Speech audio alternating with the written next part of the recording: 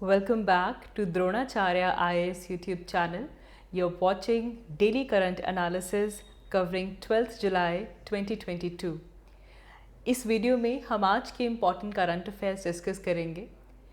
इस वीडियो में हम सबसे पहले हमारा जो न्यू बिल प्रपोज हुआ है, the new drugs medical devices and cosmetics bill 2022, इस बिल को डिस्कस करेंगे। And then will discuss the case of forex reserve, current status क्या है, इसकी इम्प्लीकेशंस क्या है, सिग्निफिकेंस क्या है, वो हम इस वीडियो में देखेंगे। And then there is this term digital nomad visa, this is in news, इसे भी देखेंगे। And then will talk about INS Vikrant. So let's begin with this video. तो सबसे पहले शुरुआत करते हैं हमारे पहले आर्टिकल के साथ, जो कि है new drugs and medical devices and cosmetics bill 2022। Well, ये पूरा article GS paper 2 point of view से इम्पॉर्टेंट है। It's an important government policy, तो आपको पता होना चाहिए इसके बारे में। रिसेंटली यूनियन गवर्नमेंट ने ये न्यू बिल प्रपोज किया है, the new drugs medical devices and cosmetics bill. तो इस आर्टिकल में सबसे पहले हम इस बिल के मेजर प्रोविजंस को समझेंगे, अगर कुछ इश्यूज हैं इस बिल के अंदर वो डिस्कस करेंगे। सो लेट्स बिगिन विद इट। तो सबसे पहले हम इस बिल के जो मेजर प्रोविजंस हैं उनकी बात करते हैं। Now as you see the name of the bill, new drugs medical devices and cosmetic bill, इस बिल में जो भी ई फार्मेसीज़ हैं, जो मेडिकल डिवाइसेस हैं, उन सबको रेगुलेट किया जाएगा। इसके अंदर पेनल्टीज़ का प्रोविज़न भी इंक्लूड किया जा रहा है। अगर जो सपोज़ कोई इंजरी होती है, कोई डेथ का केस आता है in terms of clinical trial, चाहे वो ड्रग के लिए हो चाहे वो मेडिकल डिवाइसेस के लिए हो, अगर ऐसे केस में कंपनसेशन पे नहीं होता फॉर एनी इंजरी और डेथ, सो उस केस के अंदर पेनल्टीज़ में इम्प्रिजनमेंट भी यहाँ पे डाली गई है। तो पहली चीज़ तो आपके माइंड में ये आनी चाहिए कि जो हमारी जो ई फार्मेसीज़ और जो मेडिकल डिवाइसेस जो हैं उनको यहाँ पे रेगुलेट किया जाएगा। अब क्लिनिकल ट्रायल्स के अंदर कोई इंजरी होती है, डेथ होती है, तो उसमें कंपनसेशन देना होगा, नहीं दोगे तो इम्प्रिजनमेंट का क्लॉज इसके अंदर ऐड किया गया है। इसके अलावा we have drugs and cosmetics act of 1940। अब पहली बार ऐसा हुआ है कि जो रेगुलेशंस, जैसे कि जो क्लिनिकल ट्रायल्स किए जाते हैं for the new drugs and medical devices, पहली बार उनको new drugs medical devices and cosmetic bill 2022 में लाया गया है। तो इस बिल के बाद जो प्री एग्जिस्टिंग हमारा जो एक्ट था, ड्रग्स एंड कॉस्मेटिक्स एक्ट 1940, पहले तो इसको रिप्लेस कर दिया जाएगा। तो पहली बार क्लिनिकल ट्रायल्स के कंडक्ट्स को रेगुलेशंस में लाया गया है न्यू हमारे ड्राफ्ट इस न्यू बिल के अंदर, और इससे जो हमारा pre existing drugs and cosmetics act है 1940, इसे रिप्लेस कर दिया जाएगा। अच्छा, आयुष ड्रग्स को लेकर इस बिल के अंदर सेपरेट चैप्टर है, जिसके अंदर जो सोवा रिग्पा है, होम्योपैथी है, पहली बार इनको किस तरह रेगुलेट करना है उसे भी प्रपोज किया गया है। जो एग्जिस्टिंग एक्ट है हमारा ड्रग्स एंड कॉस्मेटिक्स एक्ट, इसमें देखो आयुर्वेदा, यूनानी और जो सिद्धा ड्रग्स हैं, जो कॉस्मेटिक्स हैं, उनको रेगुलेट किया जा रहा था, लेकिन होम्योपैथी और सोवा रिग्पा इसके एम्बिट से बाहर था। तो इसीलिए अभी जो न्यू बिल आया है ड्राफ्ट बिल के अंदर, आयुष ड्रग्स के लिए सेपरेट चैप्टर है और इसके अंदर सोवा रिग्पा और होम्योपैथी को भी पहली बार इंक्लूड किया गया है। देन अब जो रिकमेंडेशंस आई हैं फ्रॉम सेंट्रल गवर्नमेंट, तो एक और चीज़ सामने आई है कि a committee has to be constituted for framing new drugs, cosmetics and medical devices bill. तो अब एक न्यू कमिटी की बात यहाँ पे है, that is constituted for it. इस ड्राफ्ट बिल के अंदर कुछ न्यू डेफिनेशंस आई हैं, कुछ प्रोविजंस इंक्लूड किए गए हैं, जैसे कि bio equivalence study, bio availability study, clinical trial, clinical investigation, controlling authority, manufacturer कौन है, मेडिकल डिवाइस क्या है, न्यू ड्रग क्या है, ओवर द काउंटर ड्रग्स कौन से होंगे, अडल्टरेटेड कॉस्मेटिक्स, इन सब टर्म्स की न्यू डेफिनेशंस आई हैं। इनके अंदर और क्लैरिटी लेकर आया गया है ताकि overall they should be smooth functioning and implementation of it. Then there is also this Drugs Technical Advisory Board and Medical Devices technical advisory board. तो DTAB and MDTAB. DTAB is Drugs Technical Advisory Board and MDTAB is Medical Devices Technical Advisory Board. इसमें ये propose किया गया है कि ये separate बनाया जाए, इन दोनों को, ड्रग्स के लिए अलग और मेडिकल डिवाइसेस के लिए अलग, और दोनों में ही एक्सपर्ट्स होने चाहिए so that they can advise the central government in all the technical matters. So ये यहाँ पे एक इम्पॉर्टेंट चीज़ आती है.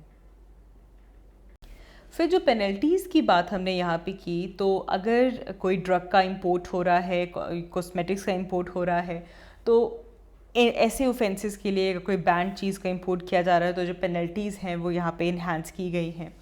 तो अगर कोई पर्सन मेडिकल मिसमैनेजमेंट करता है या फिर कंपनसेशन उनको प्रोवाइड करना पड़ता है अंडर सेक्शन 73, तो अगर वो नहीं करते तो they will be punishable. And जो इम्प्रिजनमेंट है it can extend from 1 year with fine not less than twice the amount of compensation. तो पेनल्टीज़ और कंपनसेशन को लेकर यहाँ पे जो प्रोविजंस हैं वो स्ट्रिक्ट किए गए हैं. Apart from this there is this central licensing authority. अब पब्लिक हेल्थ को देखते हुए जो हमारे पास कभी कभी एक्सट्रीम अर्जेंट सिचुएशन आ जाती है फॉर द ड्रग्स, तो ऐसे केस में सेंट्रल गवर्नमेंट ने प्रोविजंस किए हैं कि एक जो सेंट्रल लाइसेंसिंग अथॉरिटी है उनको रिक्वायरमेंट वेव करनी पड़ेगी for conducting the clinical trials, ताकि न्यू ड्रग की मैन्युफैक्चरिंग हो सके, इंपोर्ट हो सके और एक इन्वेस्टिगेशनल न्यू ड्रग कंट्री के अंदर आ सके. So for that the central licensing authority will make provisions. Central government ने इनको एम्पावर किया है.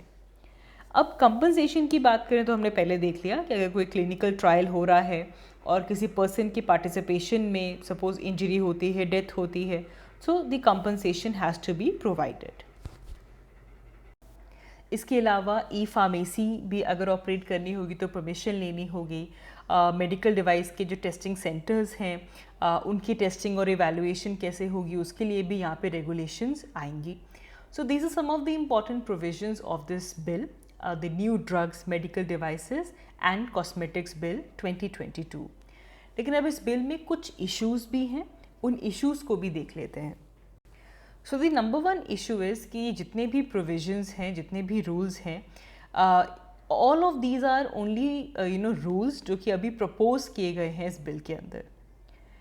एंड अभी तक जो एग्जिस्टिंग रूल्स हमारे पास हैं उनके अंदर कोई पेनल्टीज़ नहीं हैं फॉर या फिर कोई इम्प्रिजनमेंट नहीं है और एनी काइंड ऑफ फर्म और अ पर्सन अगर वो कंपनसेशन नहीं देते. तो अभी तक ये सिर्फ और सिर्फ रूल बुक में आया है. जब तक इसकी इम्प्लीमेंटेशन नहीं होती तब तक हमारे पास पेनल्टीज़ का कोई प्रोविज़न नहीं है. ऑल्सो जो मेडिकल डिवाइसेस हैं उनको भी ड्रग्स के जैसे ही ट्रीट किया जाता है. कोई सेपरेट डेफिनेशन नहीं थी मेडिकल डिवाइसेस की. इसीलिए जो हमारा अब देखो नया बिल जो आया है इसके अंदर मेडिकल डिवाइसेस तो क्या हर एक चीज़ को प्रॉपरली डिफाइन किया गया है.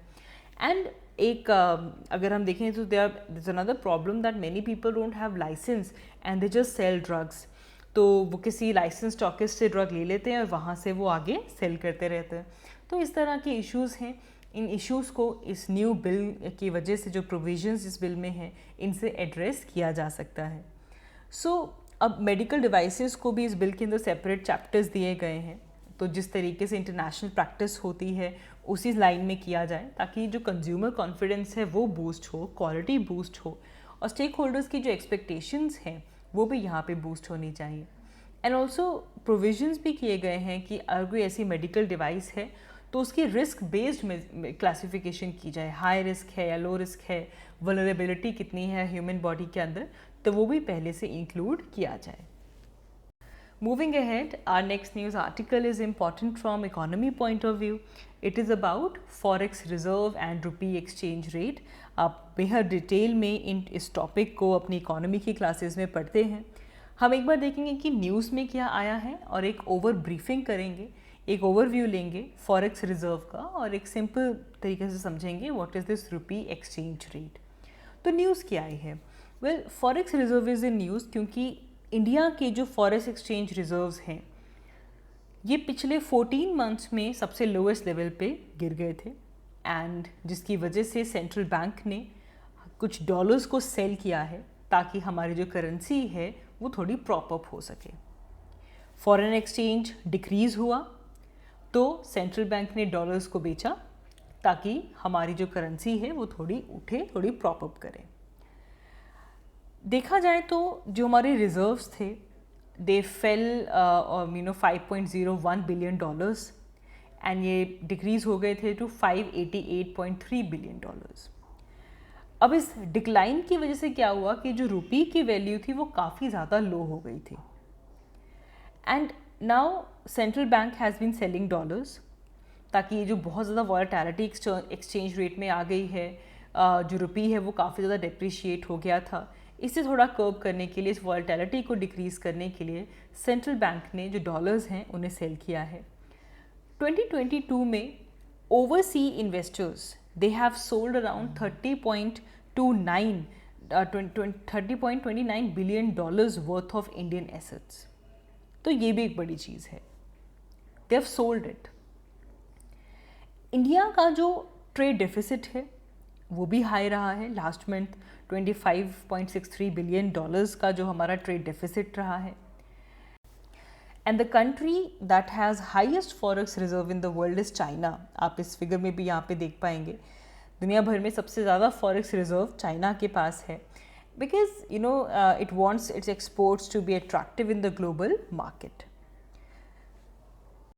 सो व्हाट आर फॉरेक्स रिजर्व्स?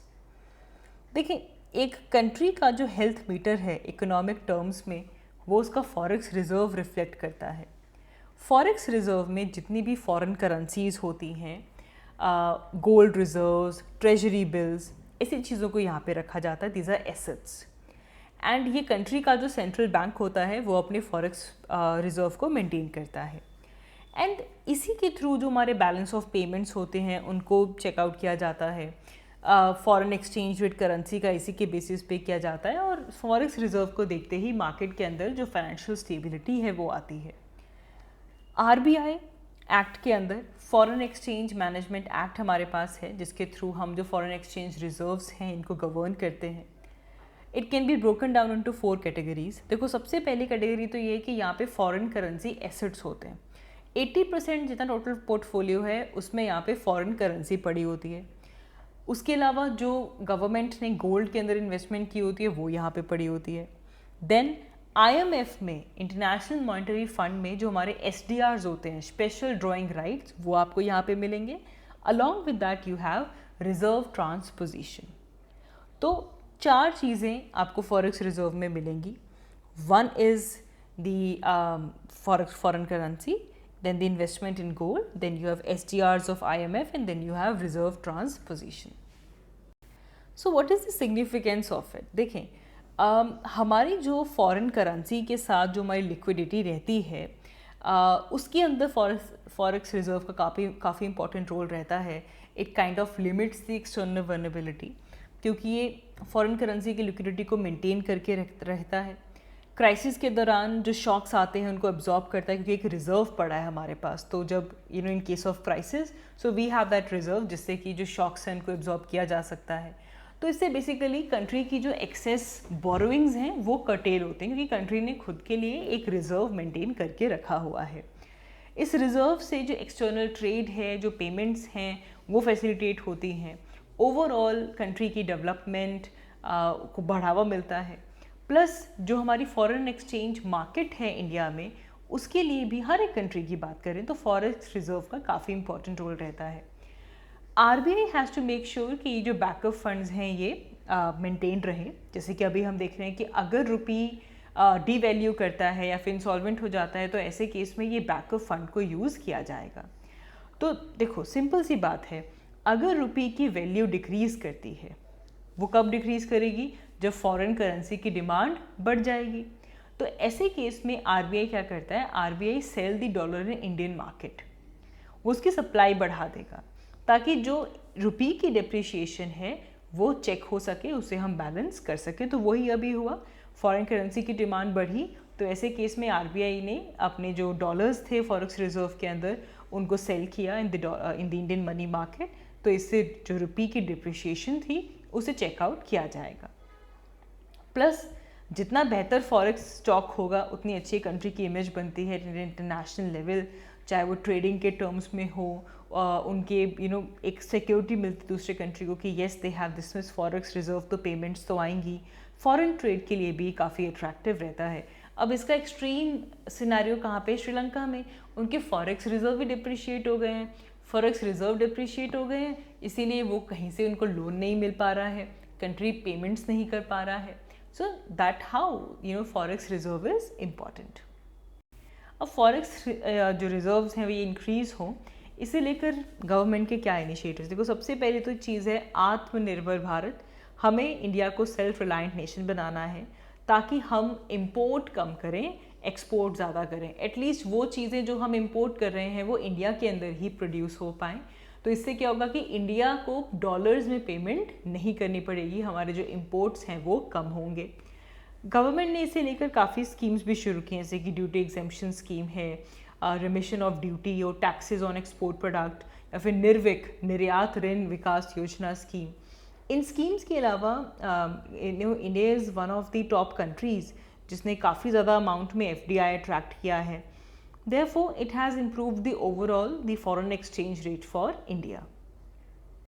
तो ये तो था फॉरेक्स रिजर्व के बारे में।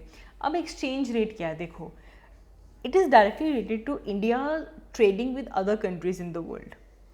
अब हर तरह की ट्रांजेक्शन्स होती हैं, इंडिया गुड्स को इंपोर्ट कर रहा है, इंडिया गुड्स को एक्सपोर्ट कर रहा है। अब देखो, कुछ कंट्रीज़ ऐसी होंगी जो कि इंडिया का जो सॉफ्टवेयर फर्म है वो ले रहा है। तो ऐसे केस में क्या होता है, India allows the US bank to open their branch in India. अब for every rupee which is demanded in market there is also demand for the dollar as well. But अगर ऐसा हो जाए ओवर द टाइम, अगर dollar की demand rupee से बढ़ जाए, मतलब अगर हमने ज़्यादा इंपोर्ट कर लिया, तो मतलब इसका मतलब हमें डॉलर में पेमेंट करनी पड़ेगी।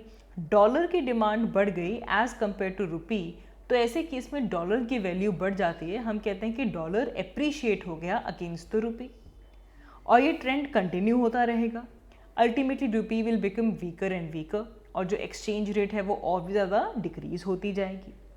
तो अगर रुपी वीकन अप हो गया तो इससे इंडिया का जो एक्सपोर्ट है उसको फ़ायदा होता है। कैसे? अब हमारा जो आइटम जो जा रही है वो एक्सपोर्ट हो रही है, तो फॉरेन मार्केट के अंदर वो सस्ती हो गई, तो इंडिया के एक्सपोर्ट को फ़ायदा है। लेकिन अगर स्ट्रॉन्गर रुपी बन जाता है तो ऐसे केस में जो एक्सपोर्ट्स हैं उनको डिफ़िकल्टी होती है, बिकॉज क्यों, रुपी की वैल्यू बढ़ चुकी है, तो फॉरेन मार्केट के अंदर जो हमारा गुड्स हैं, जो सर्विसेज हैं वो महंगी हो गई हैं, तो कहीं ना कहीं उसकी जो कॉम्पिटिटिवनेस है वो यहाँ पे चैलेंज हो जाती है। तो ये कुछ बेसिक सी चीज़ है about the rupee exchange rate. So अब हमारा जो फॉरेक्स इनफ्लो है, हमें ऐसे स्टेप्स लेने होंगे कि ये इनफ्लो बूस्ट हो, जो रुपी की वैल्यू है वो इंक्रीज़ हो। We need to double the borrowing limits for the companies from the overseas to $1.5 billion.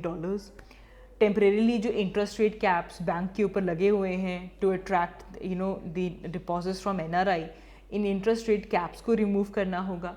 जो फॉरेनर्स इंडिया में आकर इन्वेस्ट करना चाहते हैं इन लोकल करेंसी बॉन्ड्स, थोड़े से रूल्स को रिलैक्स करना होगा ताकि फॉरेन करेंसी आए। And that is the key reason why RBI intervenes into the forex market, ताकि जो एक्सचेंज रेट है वो स्मूदन अप हो सके, जो वॉलेटिलिटी है वो कम हो सके। जो वाइड फ्लक्चुएशंस होती हैं वो किसी भी कंट्री की करेंसी के लिए काफ़ी रुइनस या फिर उसकी जो क्रेडिबिलिटी है उसे इरोड कर देती हैं। आगे बढ़ते हैं, हमारा next news article digital nomad visa इसके बारे में है।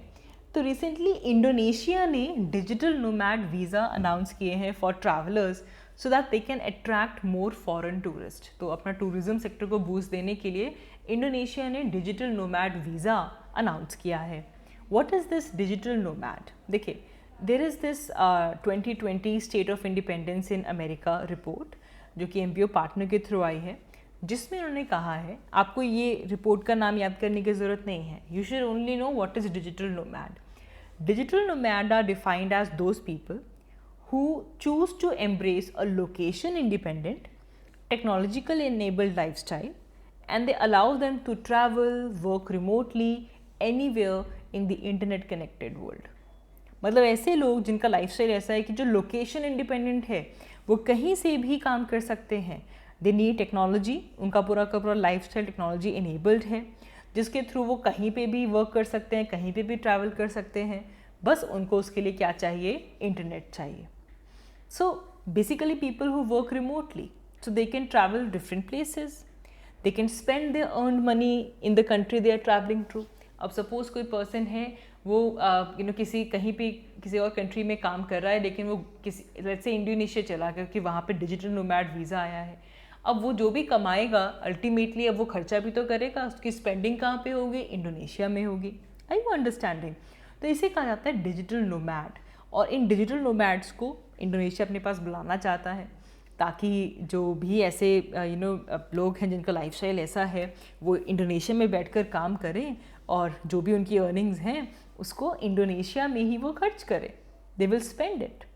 अब पैंडमिक की वजह से काफ़ी ज़्यादा जो वर्क स्पेसेस हैं वो ऑनलाइन शिफ्ट हुई, but some offices are begin to open up. लेकिन बहुत सारी ऑर्गेनाइजेशंस ऐसी हैं जिन्होंने रिमोट वर्क डिक्लेयर कर दिया है।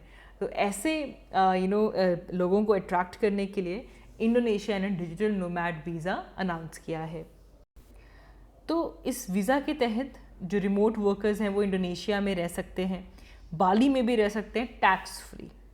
तो इससे कंट्री का जो टूरिज़्म है वो बूस्ट होगा एंड ये वीज़ा 5 ईयर्स तक अवेलेबल रहेगा। और इस वीज़ा के थ्रू इंडोनेशिया का एम है कि 3.6 मिलियन ओवरसी ट्रैवलर्स इंडोनेशिया में आएँ इन द नेक्स्ट ईयर। वो इंडोनेशिया का जो इको टूरिज़्म है उसे देख सकें, वहाँ पे जो स्पिरिचुअल रिट्रीट्स हैं उसका फ़ायदा ले सकें। So for that Indonesia has this digital nomad visa. और कुछ कंट्रीज़ ने किया है, यस इटली ने मार्च में किया था, उन्होंने नॉन EU नेशनल या फिर डिजिटल नोमैड वीज़ा करके निकाला था जिसमें 90 डेज़ तक आप बिना किसी वीज़ा के इटली में रह सकते हैं। Antigua and Barbuda they have offered this for 2 years ताकि जो ट्रैवलर्स हैं वो वहाँ पे आ सकें। बारबाडोस एक ईयर लॉन्ग ऐसी फैसिलिटी देता है। Croatia, Costa Rica, Georgia, Hungary, Iceland, Mauritius, Norway, Spain, there are so many countries that has proposed the digital nomad visa. So the term important है, आपको इसका मतलब पता होना चाहिए। Lastly will talk about INS Vikrant. ये article defence point of view से important है। INS विक्रांत जो कि इंडिया का फर्स्ट इंडिजीनियस एयरक्राफ्ट कैरियर है, it has successfully completed the 4th and the final phase of sea trials. तो INS विक्रांत के लिए याद रखेंगे that this is first indigenous aircraft carrier of India. This becomes very important.